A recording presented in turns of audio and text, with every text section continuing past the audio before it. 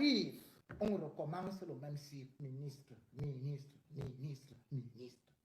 Donc, imaginez que depuis 72, Belouba est ministre. Dites-moi, vous ne vous fatiguez pas. Les autres sont venus vous accompagner. Vous avez fait quelle qualité d'école comme ça? Vous êtes les seuls intelligents. Hey! Les autres doivent seulement vous applaudir. Et mon père. Mon père. Donc moi, j'irai même à la retraite. Mes enfants iront à la retraite pendant que toi, tu seras président. Non, non, non, non, non. Non, non, non, non, non, non. Non, non. Non, non, non, non. Soutenez d'autres. Et surtout, ayez aussi la volonté d'aller vous reposer. Oui, comme je dis là, c'est pas une blague. Quand je vous dis que Bello, ça me tremble. Chiroma, 78 ans, veut devenir président. Bello Bouba, 83 ans, veut devenir président. Donc il sera président à 90 ans. Combien?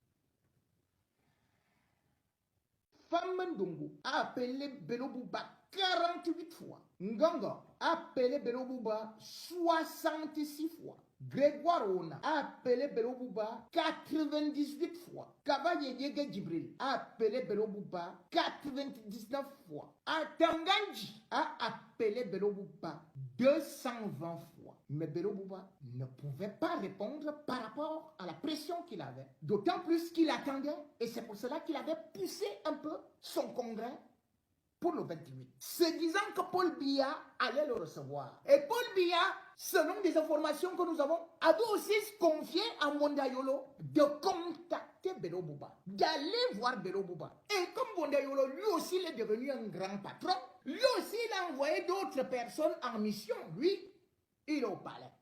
Vous êtes allés ensemble. Vous dites au peuple que nous sommes déjà en train de quitter le navire là. Vraiment, on nous a trop trompé là-bas. Mais en fait, vos salaires vont continuer à passer. Et après l'élection, si jamais Paul Biya est réélu, vous faites encore de nouvelles négociations, de renégociations en renégociation, pour encore faire partie de ce qu'on appelle la majorité de la mangeoire présidentielle. Ce jeu est malsain. Quand on prend une décision, elle devrait être radicale et non une décision en trompe-l'œil. Ce que Bello Bouba a fait n'est pas encore une décision intégrale. Et comme je le dis, en 2009, Bello Bouba avait menacé, avait dit qu'il sera candidat à l'élection présidentielle. Il n'est pas allé jusqu'au bout pour l'élection de 2011. Il avait déclaré 2 ans avant. En déclarant 2 ans avant, il n'avait pas quitté le gouvernement. Il avait gardé son poste. Et c'est le même scénario qu'on est en train de revoir. Peuple du Grand Nord, ne tombez plus dans les mêmes erreurs. Ou quelqu'un avec vous, ou il est contre vous.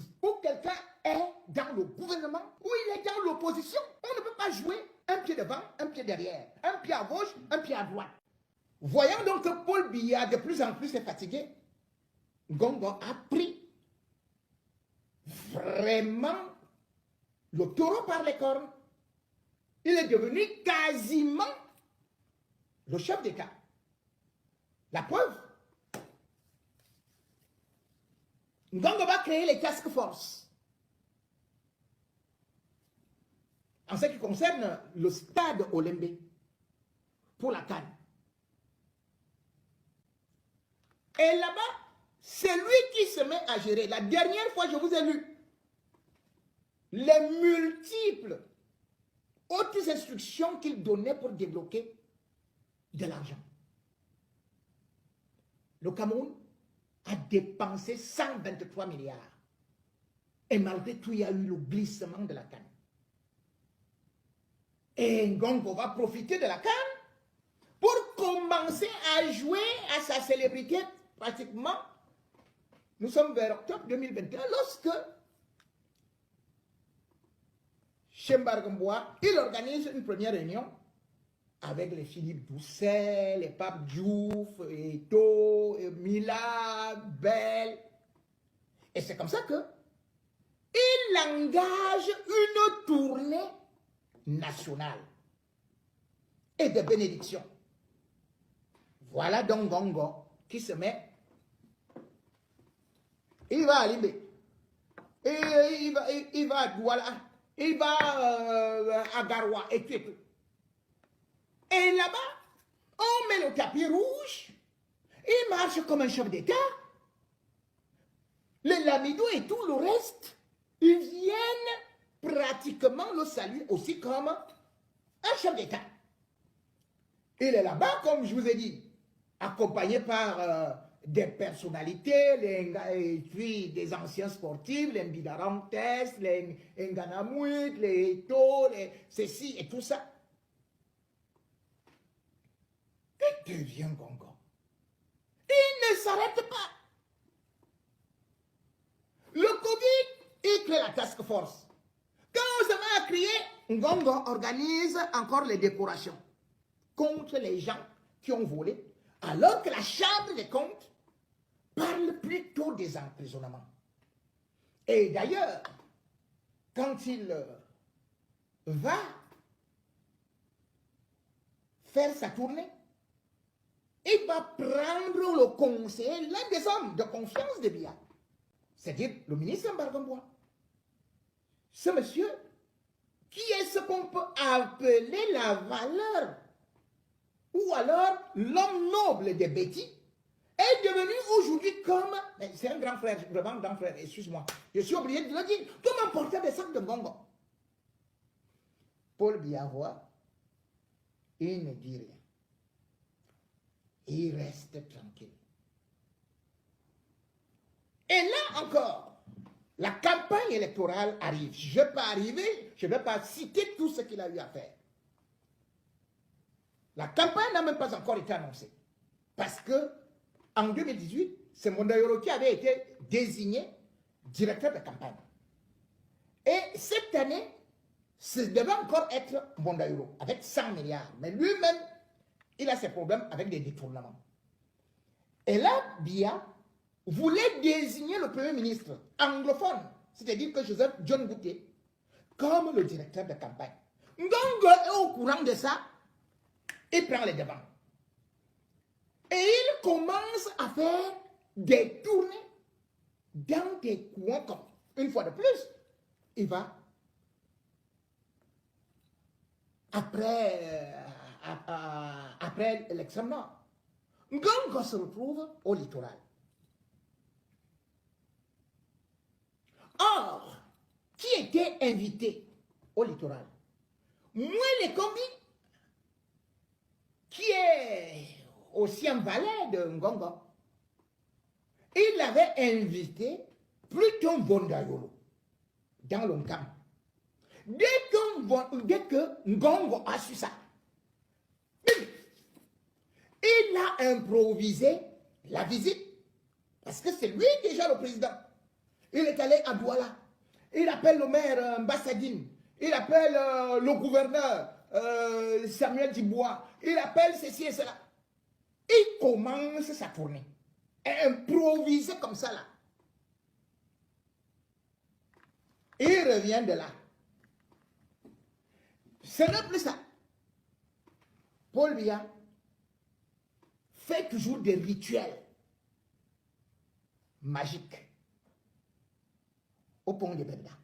Et d'ailleurs, c'est là où Franck Biya lui-même aussi était parti marcher sur l'eau à 2 h du matin. C'est un des sorciers vieux de là-bas, Marabout, qui était parti avec lui. Donc avant l'élection, il y a toujours des rituels. Là-bas à Bebda, à la Sanaga. Et c'est pour ça d'ailleurs que vous avez pu constater que Monseigneur Bala a été jeté là-bas. C'est là-bas où on fait les rituels. Et c'est là-bas l'une des bases. Chez les Ekambeti où Paul Biya ne s'amuse pas. Et c'est pour cela d'ailleurs que c'est toujours dans la laitier, c'est la laitier dans le centre qu'on commence toujours à faire des motions de soutien, de candidature de Ngongo. Ngongo se lève de Paul Biya. Mais Ngongo anticipe. Il ne laisse même pas la chance à Biya. Boum! Le voilà qui part. Avec Ganou Djoumessi, qui lui-même ne parvient pas à finir les routes. Il va faire des promesses électorales comme il faisait déjà partout là, à l'extrême nord. Il va faire des promesses électorales là-bas. Sur une route de 81 km où on a pris 31 milliards, on est allé à croquer On n'a même pas réalisé 10% des travaux. La boucle de la laitière. Il arrive là-bas, il promet ceci, il passe par Obala, il passe par Oudoula, il passe par tous les coins et recoins pour récupérer le pouvoir de bien. Et d'ailleurs, vous avez pu le constater à Douala. Ngongo allait jusqu'à arracher le chasse-mouche. On lui donne le chasse-mouche. Il arrache. Margambouala, le grand frère est là. Margambouala, il arrache. Et il y a sur le plan traditionnel, sur le plan mystique, c'est des choses intolérables. L'anniversaire du RDPC arrive. C'est le même Ngongo qui démarre pour aller où? Dans son village. Mais entre-temps, avant d'arriver dans son village à Minta, il va encore court-circuiter d'autres personnalités, c'est-à-dire qu'il va à Nanga. Là, il y a Chantal Biya. Mais ce n'est pas seulement Chantal Biya. C'est que là-bas, celui qui est du FDPC élu, c'est Bidumpa. Et il y a d'autres personnalités, tout. Mais Ngongo, les court-circuits,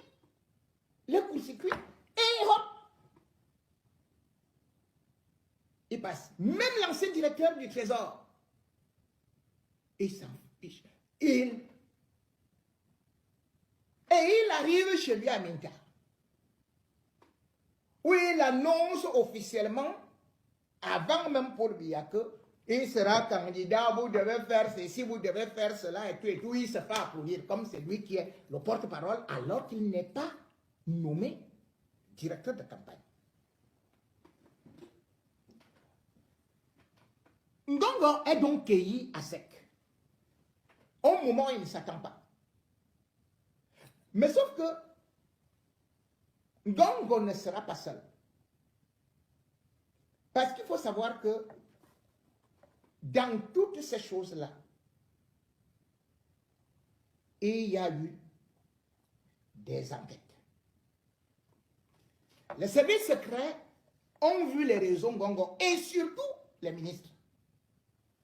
C'est pour ça que Paul Biya est incapable de faire un remaniement. Un remaniement, pourquoi? Parce que c'est une note d'information que je vais essayer de vous faire dévoiler. Montre que Ngongo, ou bien les clans autour de Paul Biya, il n'y a plus de fidélité. Paul Biya, à travers donc les dernières nominations, a certainement coupé des têtes. Et une grosse tête, celle de Ferdinand Ngongo.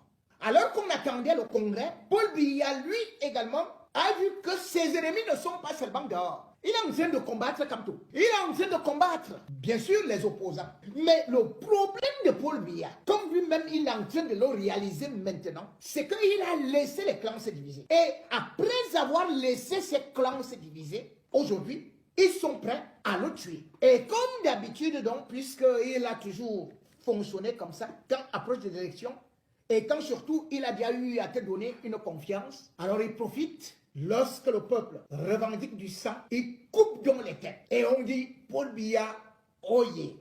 C'est comme un film hollywoodien. Il a fait un tour à étudier, reparti le 24 mars par hélicoptère, et il s'est enfermé en Bamako. Sur sa table, Jean Côté, qui avait reçu beaucoup d'argent, avait déjà préparé les nominations au sein du comité central du RDPC. Un côté, bien évidemment, avait déjà eu à aligner plusieurs noms. Mais ces noms, lorsque Biya s'est assis, il a commencé à barrer. Et après avoir terminé, Biya a pris justement ces nominations. Il a remis à Bondaïro, le directeur du cabinet civil, qui en ce temps était à Yaoundé, mais a été rappelé en Bamako. C'est ce dernier donc, par hélicoptère, qui a acheminé ces nominations. Ces nominations sont importantes, dans la mesure où celui qui était déjà le vice-dieu, à savoir Ferdinand Ngongo, attendait déjà sa nomination. Et déjà, il avait déjà occupé toutes les fonctions. Il était devenu déjà le directeur de campagne. Jamais on n'avait vu un secrétaire général à la présidence se mouvoir ainsi sur le terrain. Ngongo était véritablement devenu le président. Il avait déjà placé également beaucoup de pions un peu partout, dans toute l'administration, sur des points clés. Et même, il avait déjà débrayé débrancher le Premier ministre. Joseph John Goutier ne servait plus que d'épouvantail. C'est sur haute instruction que la République fonctionnait déjà. Et dans la grisaille du pouvoir, Ferdinand Ngongo, qui avait compris qu'il avait déjà conquis tout, en commençant par les forces de sécurité telles que le BIR, puisque j'en avais déjà parlé, la gendarmerie, et aussi avait déjà détrôné, débranché son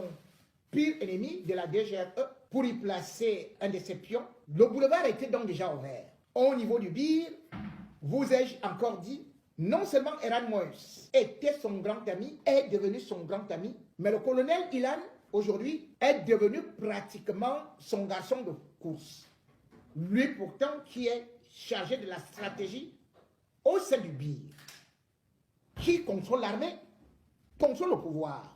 Or, le BIR est devenu une armée dans l'armée, sinon une super armée, qui, au départ, était juste une unité, mais dispose désormais non seulement de ce qu'on peut appeler la branche aérienne, marine, bref, c'est l'armée la plus équipée. Les stratégies ont d'ailleurs été adoptées. Et d'ailleurs, Ngongo n'a pas eu à manquer de dire que si jamais il y avait un remaniement, une chose est sûre, c'est qu'il y aura coup d'État. Ngongo avait déjà donc pris du zèle et des ailes. Et c'est pour ça d'ailleurs que Nkwete ne pouvait que respecter ses désirata. C'était juste un homme. Il avait juste mis son nom et il ne restait plus que Paul Biya pour valider cela. Mais Ngongo a aussi un ennemi intime et interne, Bondayolo, qui d'ailleurs était déjà parti voir Paul Biya pour lui dire que mais ce monsieur-là va entrer dans le comité central du RDPC et vraiment, patron, s'il entre, on est mort. Vous-même, vous êtes mort parce qu'il va prendre ça. Paul Biya a commencé à tourner seulement son stylo. Il n'a même pas répondu. La nomination était donc une surprise, puisque même Chantal Biya n'a pas été informée. Elle a juste découvert cela, un coup à la façon de Biya.